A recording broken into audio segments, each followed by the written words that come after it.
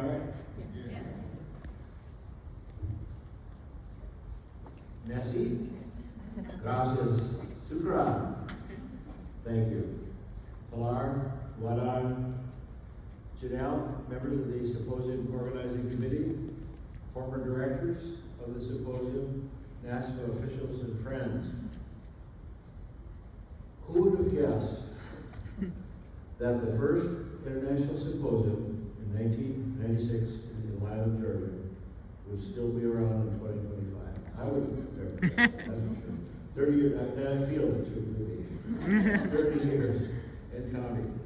I'm curious, has anybody in the room been to all 30? Not all. I can't even play that one.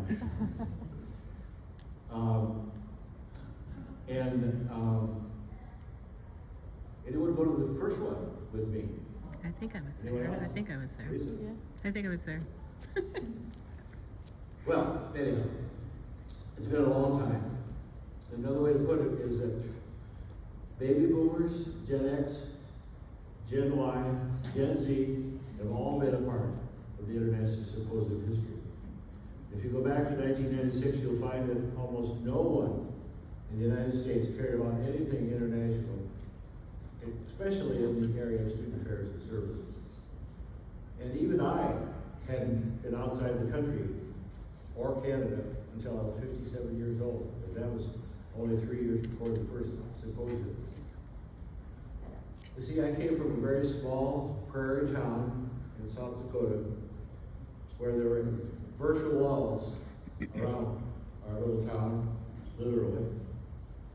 And when it came to student affairs and services field in the United States, we knew almost nothing about what was going on in higher education or student affairs in the world. Globalism, cross-cultural study, comparative looks at student affairs systems, none of those was on anyone's radar back then. Then things began to change.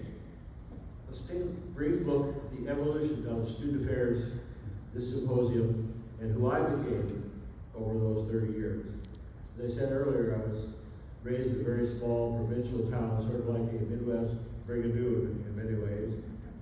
My first recollection was that I was in any part of a bigger world was in the early 1940s in the midst of World War II. That's how old I am. As a kid, I always went to Saturday movies, and before the main feature, every Saturday they updated us on the world situation, the news. Much of it was government propaganda, of course. I didn't realize it at the time. But I was mesmerized with what I saw around Europe and Africa and Asia Pacific area, the areas that the U.S. was involved in World War II. We got the patriotic line promoting the war, always doing our part to support the troops, often showing scenes from the front lines. But frankly, by age 8, I just didn't get this war thing. Why were these men, many of my cousins, my uncles, being sent off to war in some land to fight a war? It didn't make sense at all.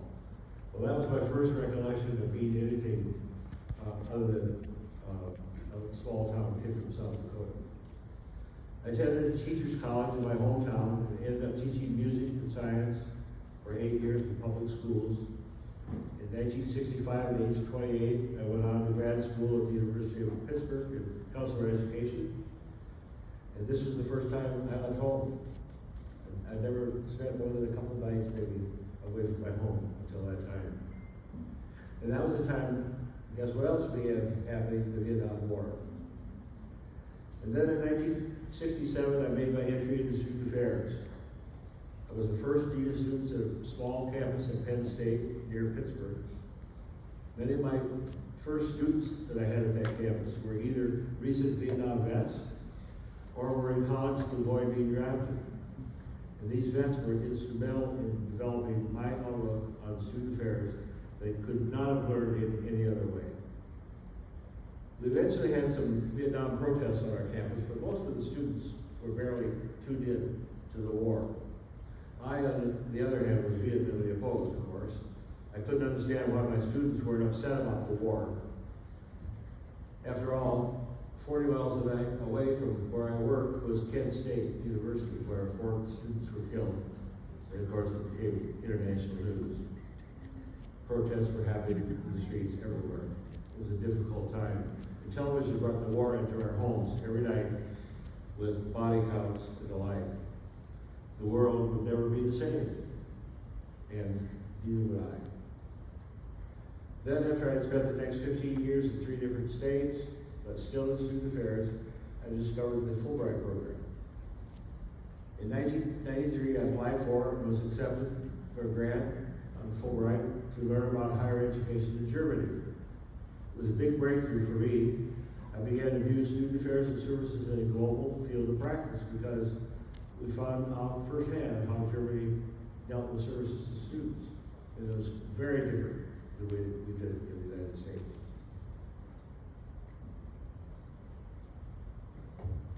And I think many of you discovered that when you came to the Symposium over the years, how we deal with our students in a different way. Speaking of Germany, how many of you know that this is the 100th anniversary of the founding of DAAD, the largest German exchange organization in the world? I think we should all wish DAAD a happy birthday. All right. Remarkable record. In 1994, I was asked to speak at the annual French-German colloquium on student affairs in Bordeaux, France. It was there I first suggested the formation of a virtual global organization in student affairs. And actually, it was the year that Germany and France both discovered NASPA. And shortly after that, the following year, NASPA had exchanges with both Germany and France. And the following year, in 1995, was a meeting of the newly formed, now this is 1995, NASPA started to recognize that there was something international about what we did in our work in student affairs. A meeting of the newly formed network, they called it, on international education. This was a conference in San Diego. I was pretty excited about being a part of that committee meeting that day and how NASPA could get involved in promoting the idea that student services is a global kind of thing. And as I was sitting at that meeting, I looked over in the corner and I noticed 2 guys had sort of a funny accent.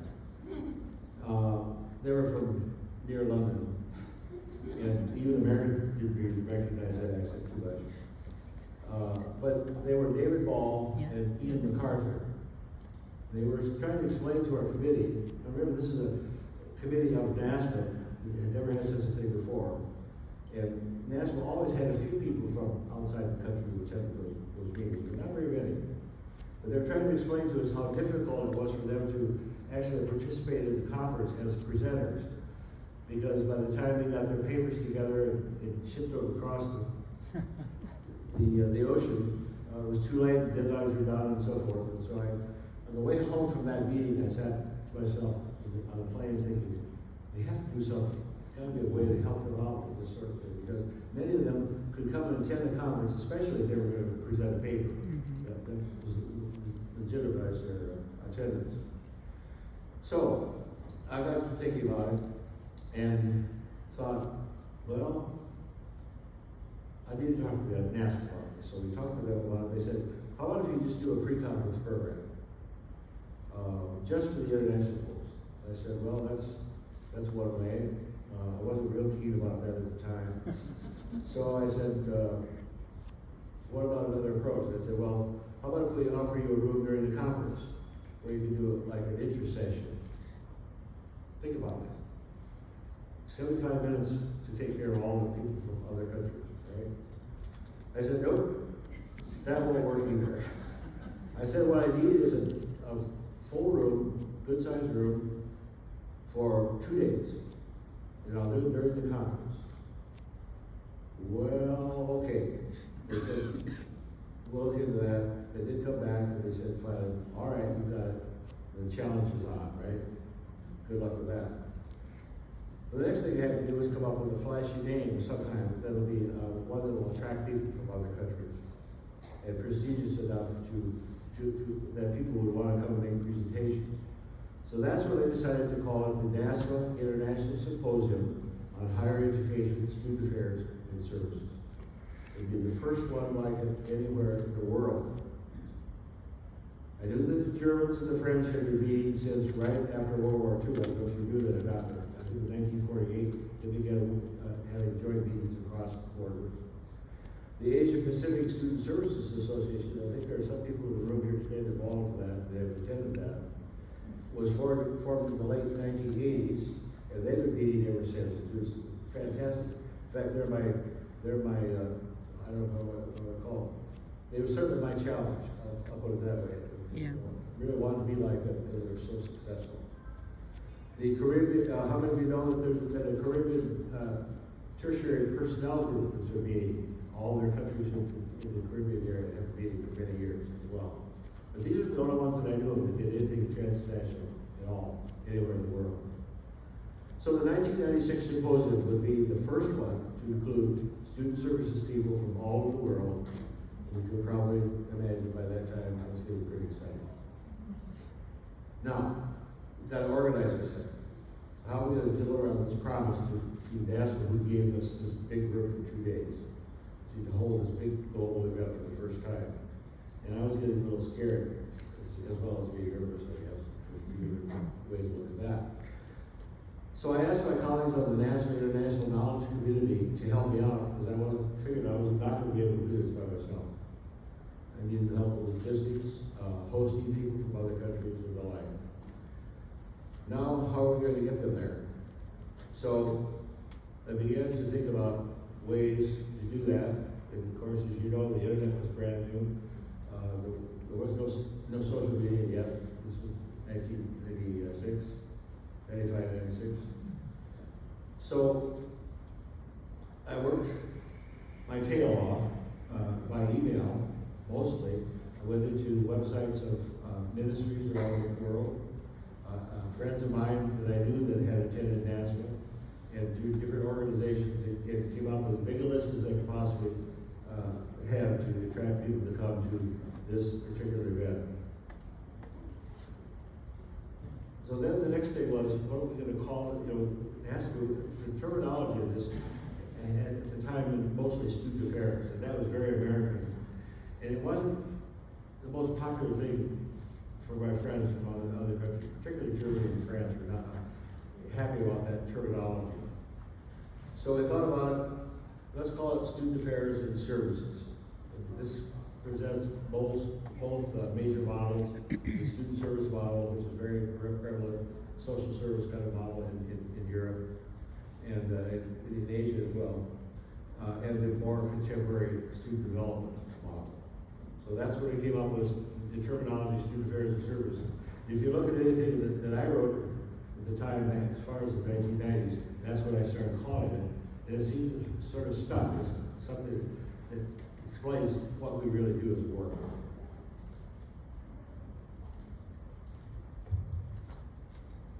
All right, in the summer of 1995, then, I put this extensive email list together of people around the world. And I began emailing like crazy for 9 months. And it just happened in 1996. Some of you will remember was the year of the Olympics. And so it really was the first year of the Student Affairs and Services Olympics as well. And so we used that to promote the event. Well, finally came time for the symposium, March of 1996. I was still nervous. How many people would show up? Was this going to be a bust? My reputation was on the line. Well, when all was said and done, we had over 25 countries represented at the first NASPA International Symposium, totaling over 125 people. And the only disappointment was that only 5 of those were from the United States. Now, that's disappointing only in that I was glad to see all the people from other countries, obviously. But I wanted my colleagues to be there, to be a part of this, and to learn what I learned over those years. And now we see that that's almost reversed. And I'm happy about that as well. So I was pretty happy at that time, and I had no idea I was going to get a response like that. To be honest, I wasn't sure whether it was going to come off at all. But think about it. The NASPA organizers really were very reluctant about this whole thing, and very lukewarm about the thought. And I don't want to be critical. It's just to explain to you the attitude that we had as a country, especially particularly as Americans at the time. Things global just was not a big deal on anybody's list. It was a very different time. Well, then guess what happened? At the end of the first day of that first symposium, the conference organizers for the next year, conference of 1997, came to the door of the symposium and said to me, "Well, you're going to do this again next year, aren't you?" I thought for a millisecond, yes, we are. And we were off and running. Now, the format we chose for that first year. We have 25 different nations represented. How are you going to deal with this? We've never seen anything like this before. So we decided to have each country have 10 minutes to explain how they delivered services to students. And even that would take a considerable amount of time. We had 2 days, but it still would take limited time. So we moved forward with the presentation, and everybody was very patient. I was the only one who was a little nervous, and I would get up and try to move people along, keep it going. Then something amazing happened. I'll never forget this. Sometime toward the end of the second day, it came time for the delegation of South Africa to give its report. The woman representing South Africa at the time came from the University of the North, it was called that then, from Limpopo. She promenaded, just imagine, promenaded up to the front of the room in her full native costume, flowing, gown just flowing eloquently. And she said, quote, "It was nice hearing," I don't have a good South African accent. "It was nice hearing from you all about how you serve your students and how efficiently you go about doing this. But let me tell you about my typical day on my campus in northern South Africa." She went on to say, "The first thing I do every morning is to get a report from across campus as to what happened overnight. How many people had been killed or seriously injured since the previous day." End quote. Well, needless to say, it still gets me. Think about it. We were all shocked. We'd never heard anything like this. Their work post-apartheid South Africa centered around whether or not their students and staff were safe and survived another day. What most of us in the room hadn't realized was that apartheid had ended only 2 years previously, before the first symposium in 1996. And during apartheid, of course, they were battling for their freedom. Schools and campuses were the centers of most protests. And it was on April 27th, 1994, after centuries of colonization, which I think is even more evil than the 50 years of white rule under apartheid. Black South Africans were now allowed to vote in general elections for the first time. This marked the official end of apartheid. And for most of the 8-member South African delegation attending the symposium, this was the first time that they had been allowed out of their country in their lifetime. This was just one example of what we learned and witnessed from attending the symposium over the years. And I think it made the whole thing worth it. I know it did for me. I have friends from all over the world just from attending this event. Every time I think about it, I'm overwhelmed at what this event has meant to me personally. And I'm sure you all have, I see you greeting yourselves as you're coming to my room today. The stories that you have as well. And this first symposium did not, or would not have happened without the help of a lot of people. And I want to mention this time. I remember David Ball and Ian MacArthur in the UK. If they hadn't spoken up, there probably hadn't been that first symposium. I still commend them for their openness to this day. And get this, surprise, I just got word.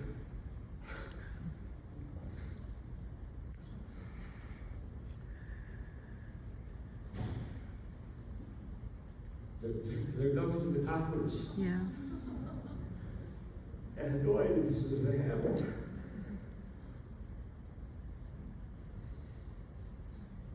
They're going for the awards program on Tuesday night to help me celebrate receiving the NASPA Color Award.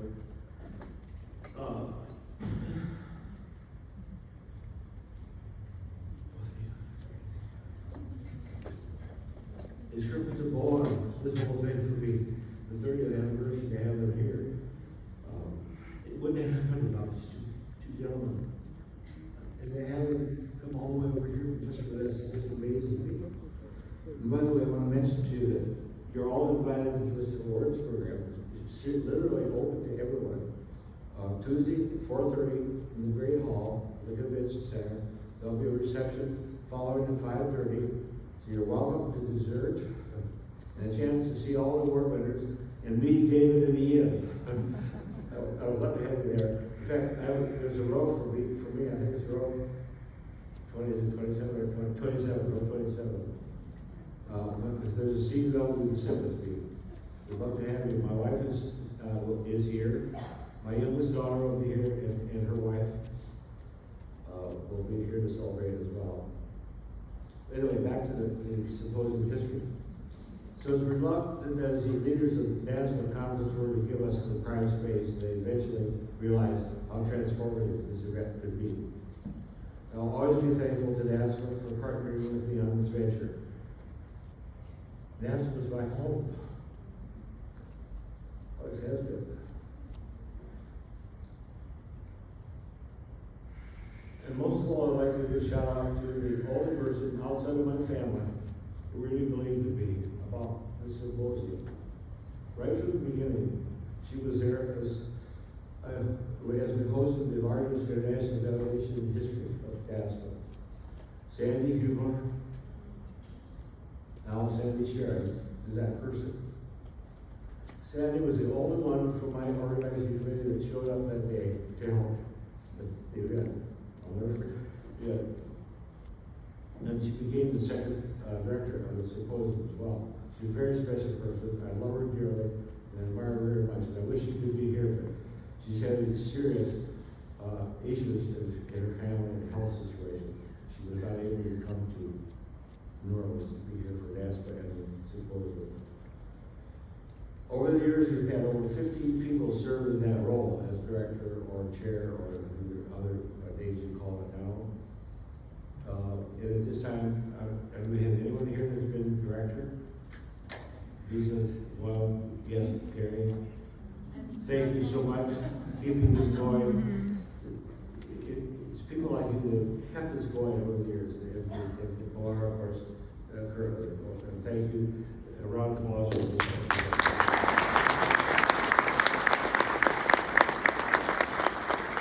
We've already seen the members of the organizing committee. You two, you're just all over the world. You're just great.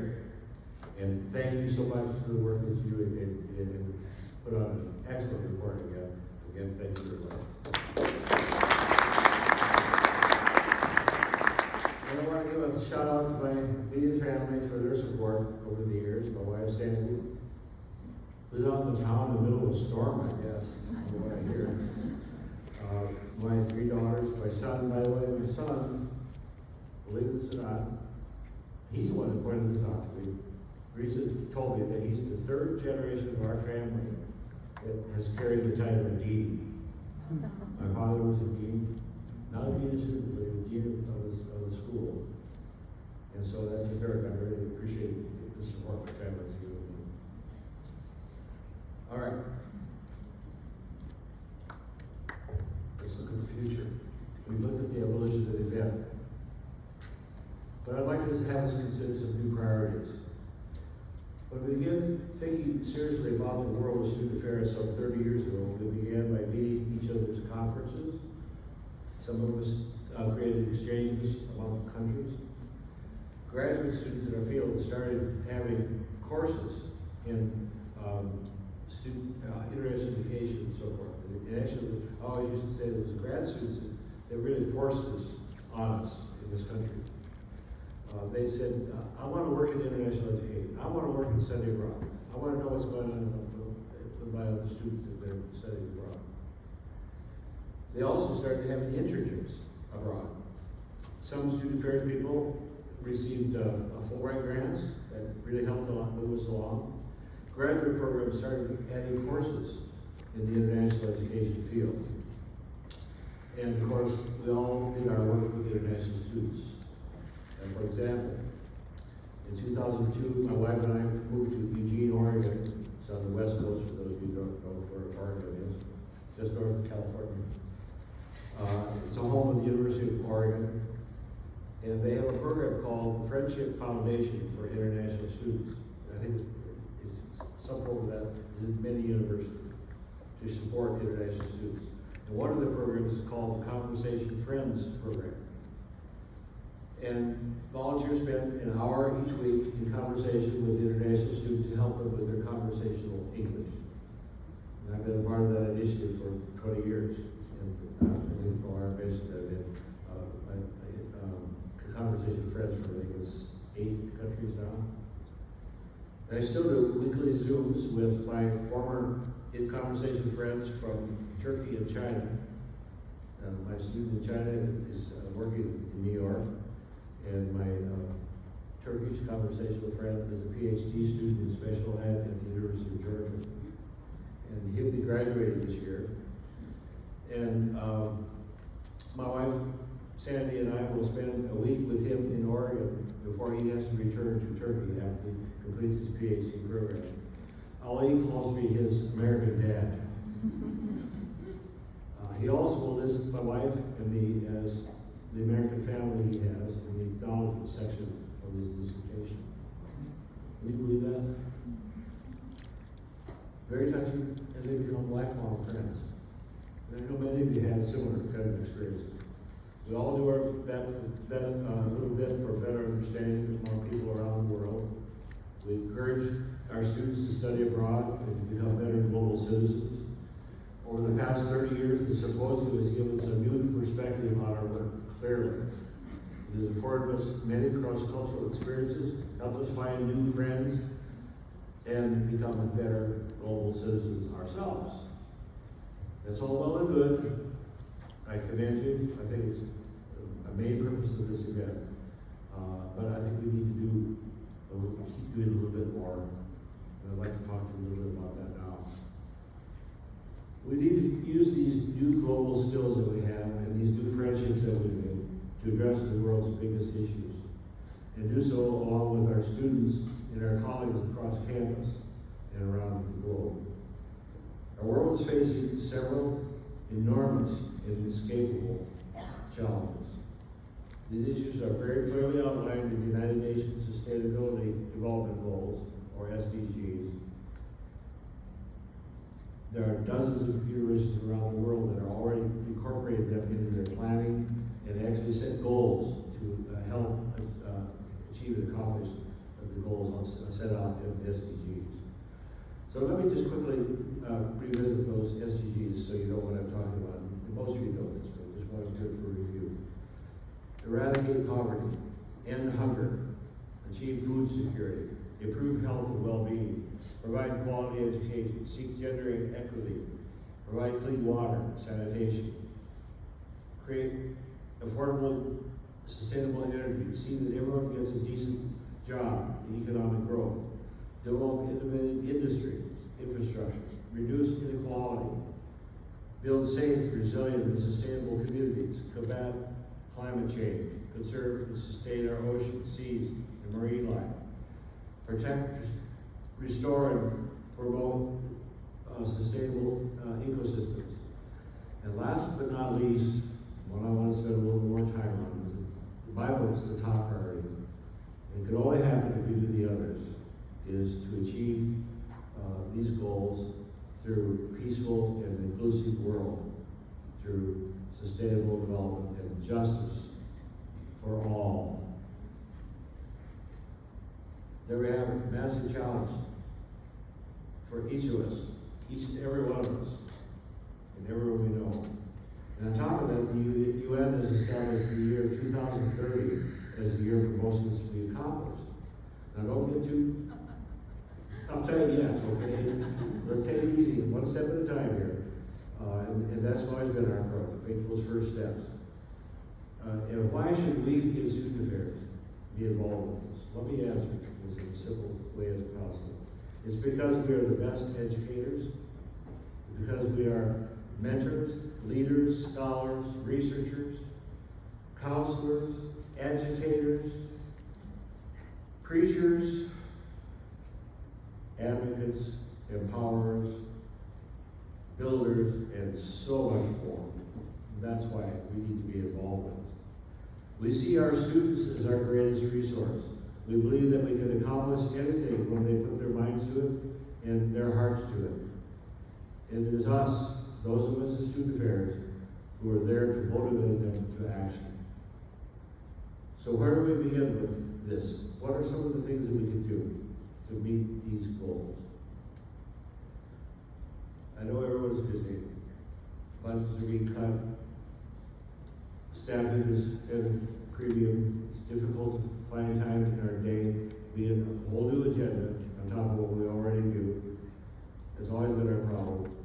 Well, the truth is, as a human race, we have squandered centuries, putting our world, all of us in it, in a serious quandary.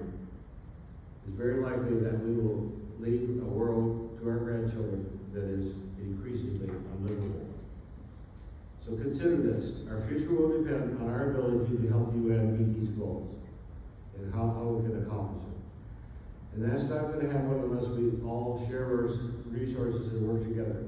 So here are a few ideas that I think we can do in a group like this, in this symposium. First step, I would suggest that we undertake this effort, get all major student affairs and services associations in the world on the same page regarding the UN SDGs.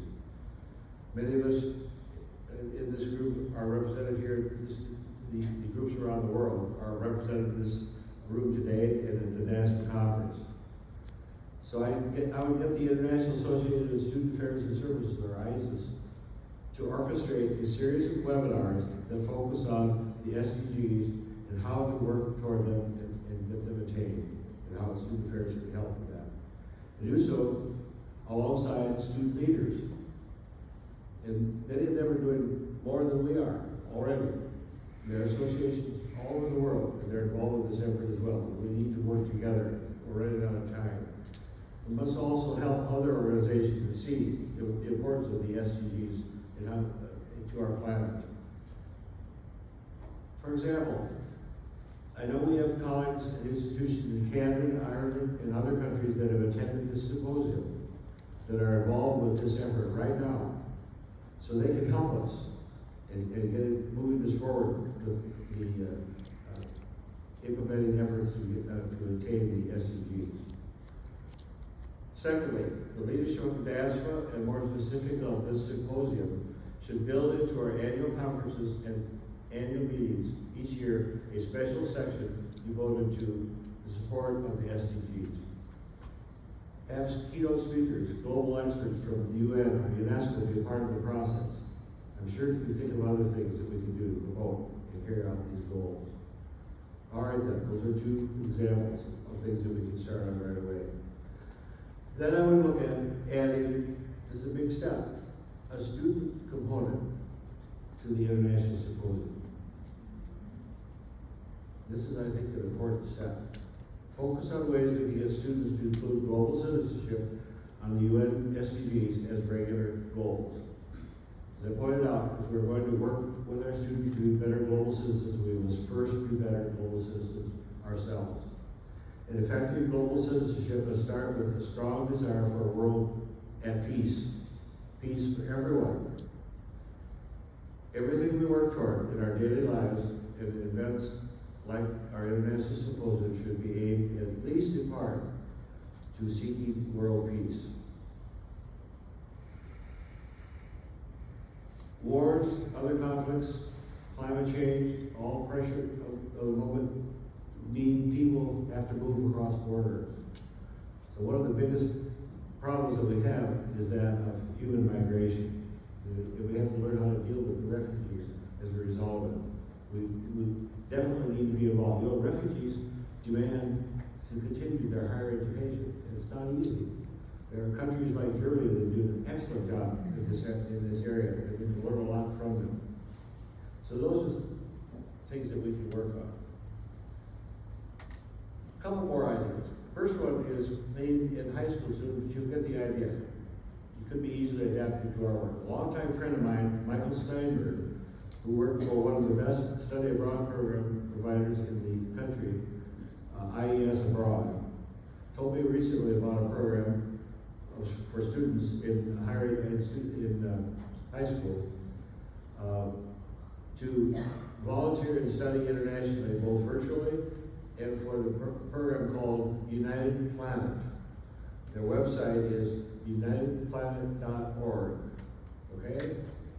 Students can study virtually abroad in Latin America, Sub-Saharan Africa, and Asia with organizations focusing on global health, community development, environmental sustainability, and children education. Their global citizenship leaders virtual internship program offers a transformative experience aimed at broadening global perspectives and equipping them with essential work skills. Students engage in a 2-month virtual internship with social enterprises, nonprofits worldwide, working on tackling urgent global challenges such as climate change, economic development, and healthcare. If they complete the program, they receive a certificate in global citizenship leadership. Once again, the URL is unitedplanet.org.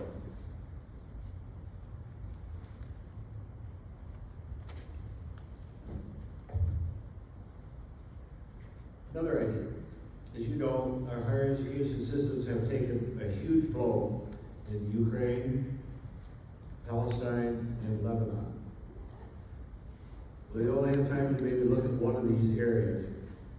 In the last 2 years, a constant bombing and destroying of Gaza, the Palestinian higher education system in that country, the physical plant, particularly in Gaza, is a shambles. Almost totally destroyed, and their psyches as well. They need our help, either as a group or individuals. For example, I found a website called GoVolunteerinPalestine.org, all one word, GoVolunteerinPalestine.org. It enables volunteers to work in Palestinian universities in the West Bank. It appears to be well vetted and organized, all amenities and aspects of Palestinian life being covered. It is offered as at a very reasonable cost. I checked it out about possibly getting involved myself, but found out that I'm too old to be involved. The age limit was 70, and almost 20 years beyond that. Let me tell you, when I was 20 years younger, I'd be hopping on that one really fast. This sounds like a really good opportunity. Or programs like that. Maybe it's a way for a group of us during one of our semester breaks back home, getting our students involved too. It would mean so much to the Palestinian people. Why not give it a good look? Once again, the URL is GoVolunteerinPalestine.org. Those two programs are examples of worthwhile projects that we can use to engage ourselves, our staff, and our students. I think that's enough for this morning, enough of a challenge. We looked at the background of our event, gave you some new ideas. We're celebrating 30 years of success in this event.